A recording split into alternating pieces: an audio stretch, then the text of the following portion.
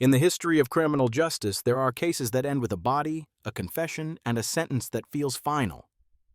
And then there are cases like this one. A young woman disappears. Her blood is found. Her child is recovered alive. Multiple men are convicted. Yet the most basic truth remains missing. There is no body, no grave, no final resting place. This is one of those cases.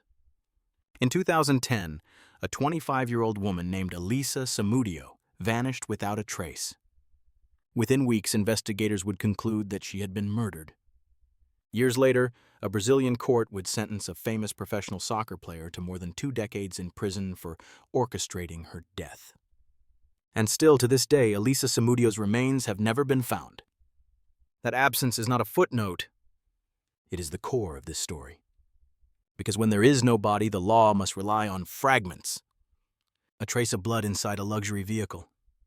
Conflicting testimonies from accomplices. Phone records that suddenly go silent. A child left behind in the care of strangers. And at the center of it all, a public figure whose fame complicated every step of the investigation. These horrifying stories are more than just cold headlines on the front page. They are sharp slices of the darkest corners of human nature, where the lines between power and responsibility, silence and truth are dangerously blurred. And that is what makes them so compelling. To not miss any of the next files, any of the criminal portraits we are about to open, hit subscribe and the notification bell icon now. Because in the world of crime, the truth never gets old. The case of Elisa Samudio is not only about murder. It is about control. About denial. About how a private conflict escalated into a crime that shook an entire nation obsessed with soccer and celebrity. It is about a young woman whose life had been shaped by abandonment and abuse long before she ever met the man who would later be accused of ordering her death. Elisa was not born into safety. From her earliest months, her life was divided by violence, fear, and forced separation. Long before she became a name in court documents and television headlines, she was a child caught between parents whose marriage collapsed under cruelty and threats. That unstable beginning would follow her into adulthood, influencing the choices she made and the risks she took in pursuit of stability, recognition, and belonging. Years later, those paths would cross with Bruno Fernandes de Souza, a celebrated goalkeeper playing for one of Brazil's most popular football clubs. To fans, he was an athlete at the peak of his career. To sponsors, he was a valuable brand. And to Elisa, he would become both a promise and a threat. What began as a secret relationship would soon turn into a legal dispute over paternity, money, and public exposure. And according to prosecutors, when those pressures collided, a decision was made that could not be undone. This is the story of what happened next.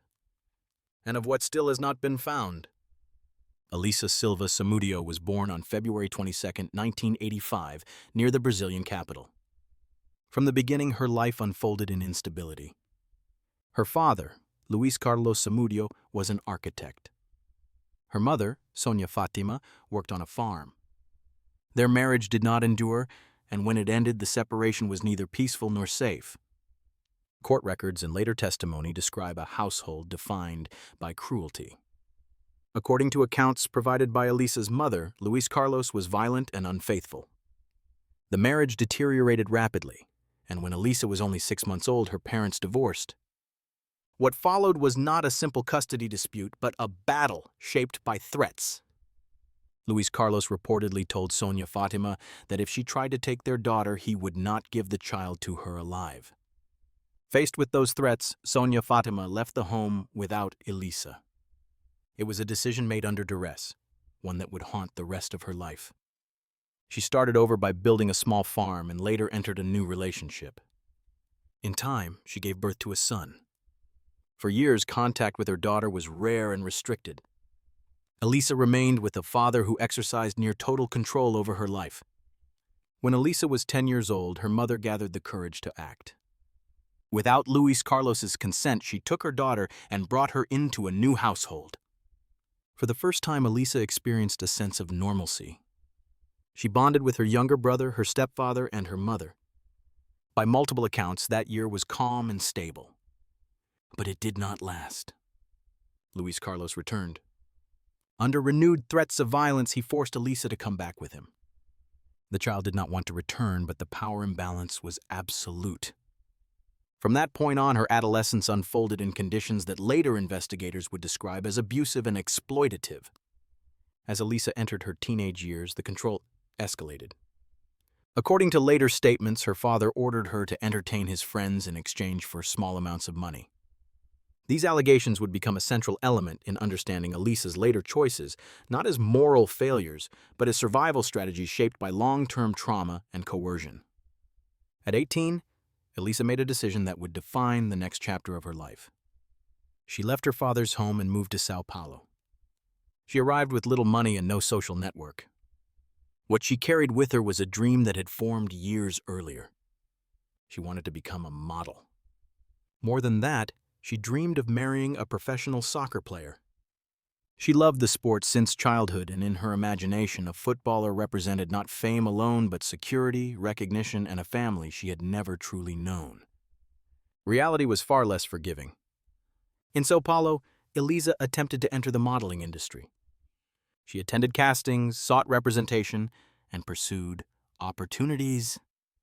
But consistent work did not materialize. The competition was fierce, and she lacked the protection and backing that often determine success in that world. As money ran out, survival became the priority.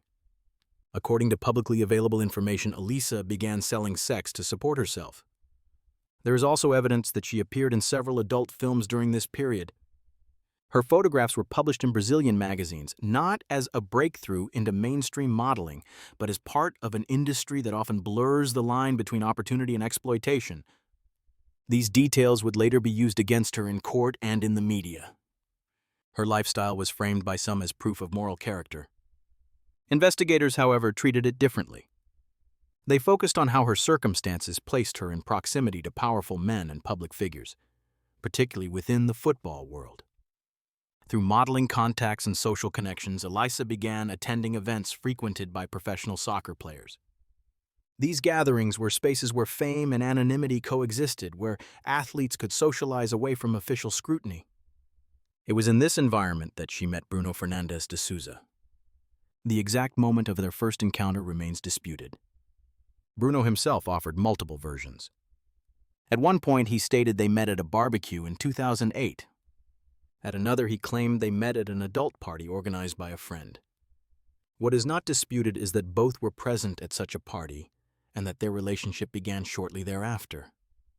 At the time, Bruno was already married. He was also a goalkeeper for Flamengo, one of the most popular football clubs in Brazil. His career was ascending, his public image carefully managed. Elisa did not enter his life as a partner with equal standing. She entered it as a secret. According to mutual acquaintances, Bruno and Elisa spent significant time together away from public view. He stayed at her apartment. They communicated frequently. While Bruno did not present the relationship as serious, there were claims that he promised to divorce his wife. Whether those promises were genuine or strategic remains unclear, but they contributed to Elisa's belief that the relationship could lead to stability. Then came the night that would later be described as pivotal. During sexual intercourse, Bruno's contraceptive reportedly broke. At the time, neither of them treated it as more than an inconvenience. Weeks later, it became the center of a legal and personal crisis. When Elisa informed Bruno that she was pregnant, the dynamic shifted abruptly. According to her statements, Bruno reacted with anger and denial. What had once been a private arrangement now carried consequences that extended into courts, contracts, and headlines. For Elisa, the pregnancy represented motherhood and a chance to build the family she had always wanted. For Bruno, prosecutors would later argue it represented exposure, risk, and the potential collapse of everything he had built. This was the point where two very different worlds collided. And from this moment forward, the story would no longer be about dreams, but about fear, control, and escalating conflict. When Elisa Samudio told Bruno Fernandes that she was pregnant, the balance of their relationship collapsed almost instantly.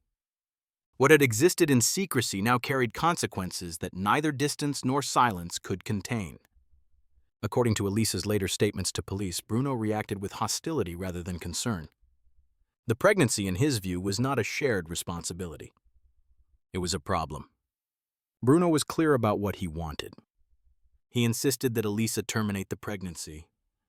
Investigators would later state that he attempted to persuade her through intermediaries offering money and applying pressure designed to push her toward an abortion. Elisa refused.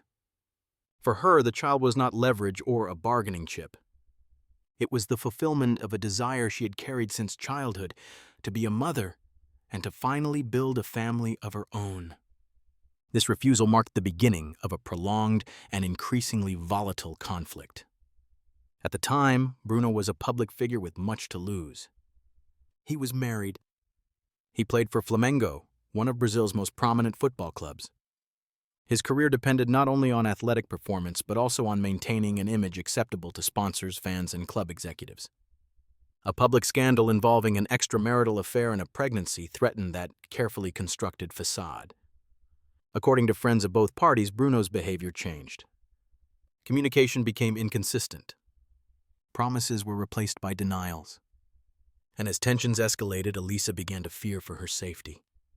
In October of that year, Elisa took a step that would permanently shift the situation from private conflict to public record. She filed a police report accusing Bruno of attempted kidnapping and harassment. In her statement, she described him as violent and unpredictable. She also expressed fear that he might attempt to drug her food with substances intended to cause an abortion. These allegations were documented and submitted to authorities. Elisa did not stop there. She went public.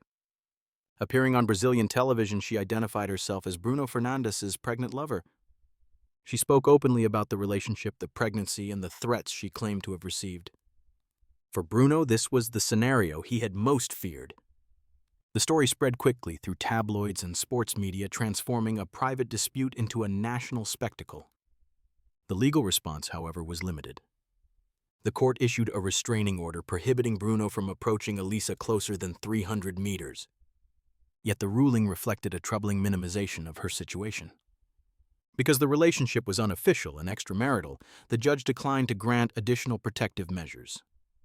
The court also failed to fully consider Elisa's pregnancy when evaluating the level of risk she faced.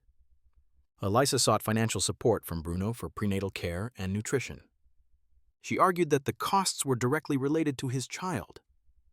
Bruno refused. He denied paternity, asserting that Elisa's lifestyle meant the child could belong to any number of men. Elisa countered that after meeting Bruno, she had not been with anyone else. The dispute became both personal and legal, fueled by resentment, fear, and public scrutiny. In early 2010, Elisa gave birth to a baby boy at a hospital in São Paulo. Bruno paid for the medical expenses associated with the delivery. This gesture, however, did not signal reconciliation. He did not visit Elisa regularly. He did not acknowledge the child publicly. For the first 4 months of the baby's life, Bruno remained distant. Elisa, determined to secure her son's future, pushed for formal recognition. She wanted the child to carry his father's last name. She proposed a DNA test to resolve the dispute once and for all. Bruno agreed. This agreement appeared on the surface to mark a turning point. On June 4, 2010, Elisa spoke with friends and family for the last time. According to her lawyer, this was the final confirmed contact. Messages exchanged around that date suggested a shift in tone. Bruno reportedly agreed to acknowledge paternity and provide financial support. He offered to move Elisa into a new apartment, which he would pay for. In exchange, Elisa planned to withdraw the paternity and child support petitions she had previously filed with police. To some, it appeared to be a resolution. To others, it raised immediate concern. The following day, June 5th, Bruno played what would become his final match with his team before the case exploded publicly. After that, Elisa vanished. She did not contact her mother. She did not reach out to friends. She did not attend appointments.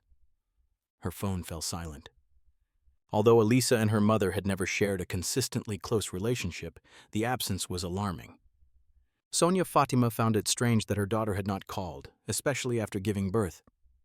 She also noted that Elisa had never told her about the child in detail, which now seemed less like distance and more like fear. When days passed with no contact, authorities were notified. Police opened a missing person investigation. The case quickly leaked to the press. Given Bruno's celebrity status, public attention intensified almost immediately. Bruno was questioned. He acknowledged knowing Elisa but minimized the relationship. He reiterated that he was not the child's father and described the affair as brief and insignificant. At that point, police had no physical evidence linking him to Elisa's disappearance. Suspicion existed, but suspicion alone was not enough. For nearly 3 weeks, the investigation stalled. Then on June 24th, a breakthrough came from an unexpected source. An anonymous caller contacted police with a chilling claim. Elisa Samudio, the caller said, had been murdered. Her clothes had been burned. Her body had been hidden on property belonging to Bruno Fernandez. Despite the severity of the allegation, authorities faced a familiar obstacle. The judge overseeing the case refused to authorize a search of Bruno's home or farm without additional corroborating evidence. The concern was twofold: protecting due process and avoiding a public scandal involving a potentially innocent celebrity. Investigators adjusted their strategy. Rather than forcing a search, they sought information. On June 26th, police installed a listening device in Bruno's residence. Just hours later, an unexpected discovery altered the trajectory of the case entirely. Elisa's infant son was found alive inside the house. The child was in the care of a woman named Fernanda Castro, one of Bruno's subsequent romantic partners. Fernanda claimed that the baby had been handed to her by Bruno's wife, with instructions to look after him. To investigators, the explanation raised more questions than answers. Why was the child there? Who had decided his placement? And most importantly, where was his mother? Police brought Fernanda in for questioning. They attempted to question Bruno and his wife as well, but both refused to cooperate. Surrounded by legal counsel, they offered no substantive information. What had once been a missing person case was now something far more serious. The presence of the child suggested foreknowledge. It suggested planning. And it suggested that Elisa's disappearance was not accidental. The investigation was about to enter its most dangerous phase. With Elisa Samudio's infant son found inside Bruno Fernandez's residence, the investigation shifted decisively. What had begun as a missing person case now carried the weight of a suspected homicide. Investigators understood that time mattered. Evidence, if it existed, could disappear as quickly as Elisa herself had. Fernanda Castro, the woman caring for the child, was taken into custody for questioning. Her explanation that Bruno's wife had given her the baby to watch over raised immediate concerns. Authorities viewed the transfer of the child not as an act of care, but as a sign of coordination among multiple adults who appeared to have advanced knowledge that Elisa would not be returning. On June 28th, a judge authorized a limited search of one of Bruno's properties. Inside the residence, police discovered women's clothing and diapers.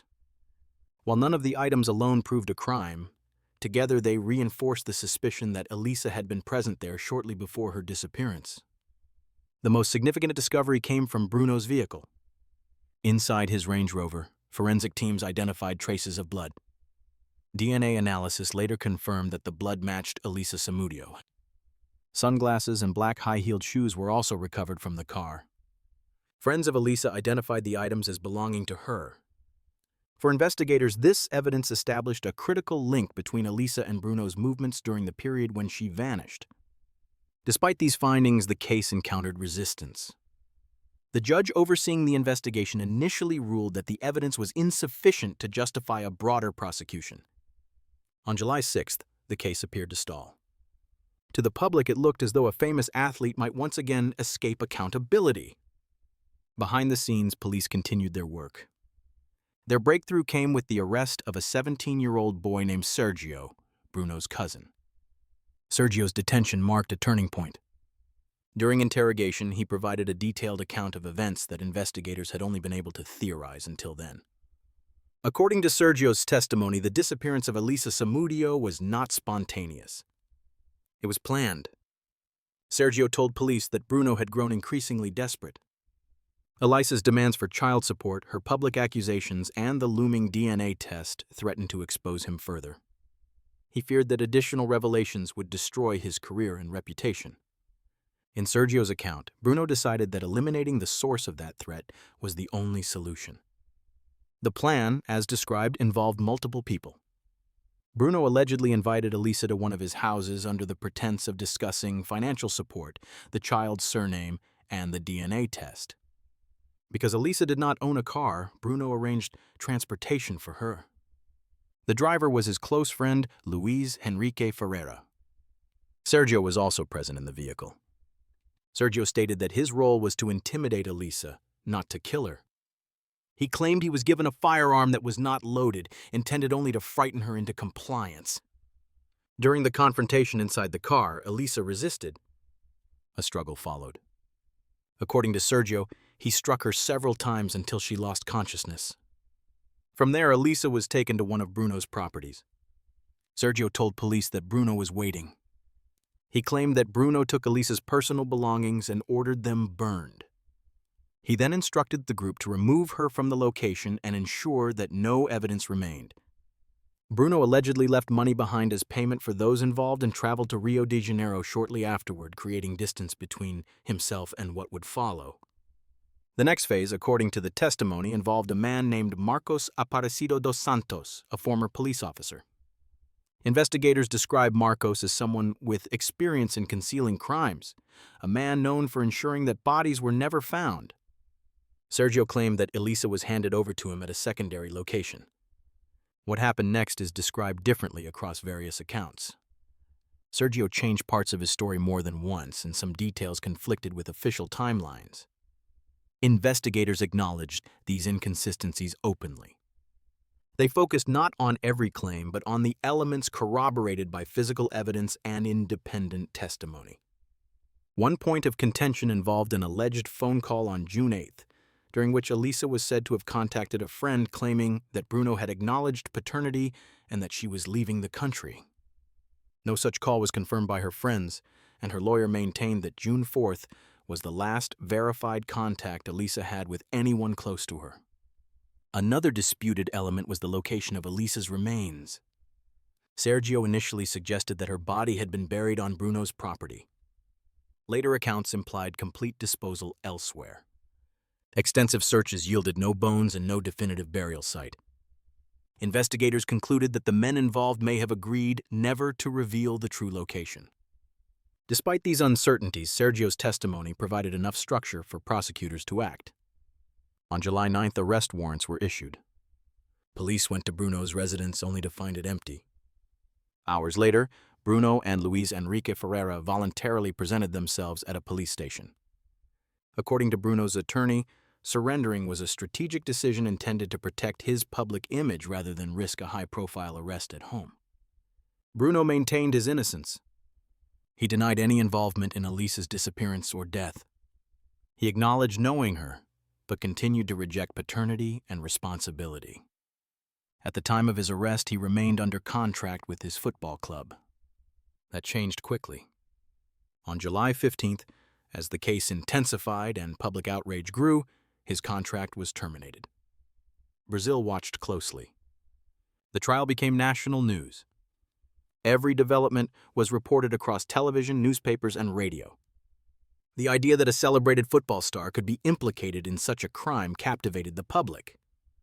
Many followed the proceedings not only to learn Bruno's fate, but to see whether Elisa's body would finally be found. Parallel to the criminal case, a separate legal battle unfolded over custody of Elisa's son. Initially, custody was granted to Elisa's father, Luis Carlos Samudio, as the last known guardian.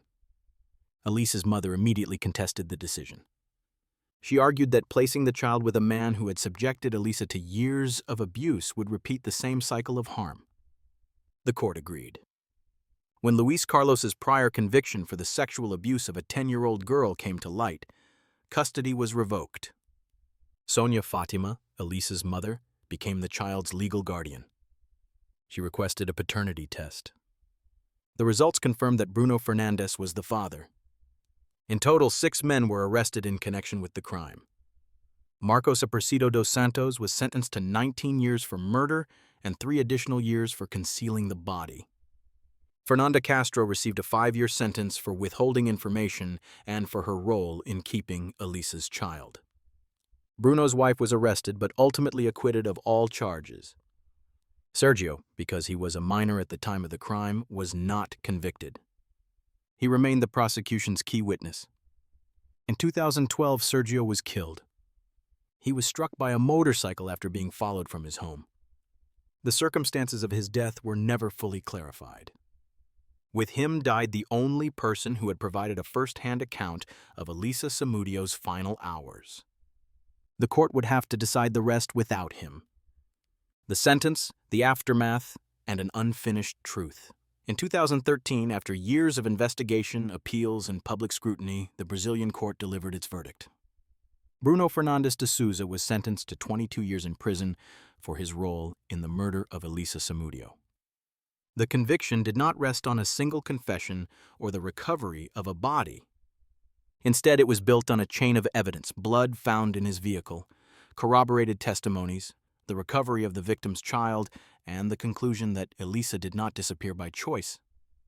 For many, the verdict brought a sense of accountability. For others, it raised uncomfortable questions about how justice functions when the most basic proof, a body, is missing. Elisa Samudio's remains were never found.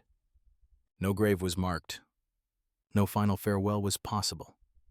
In 2017, the case returned to headlines once again. Following another appeal, Bruno was released from prison and, within days, signed with a new football club. The reaction was immediate. Sponsors withdrew. Public outrage followed. Less than 3 weeks later, his appeal was rejected and he was ordered back to prison to continue serving his sentence. The court made its position clear. The presence of Elisa's blood in Bruno's car was sufficient to uphold the conviction.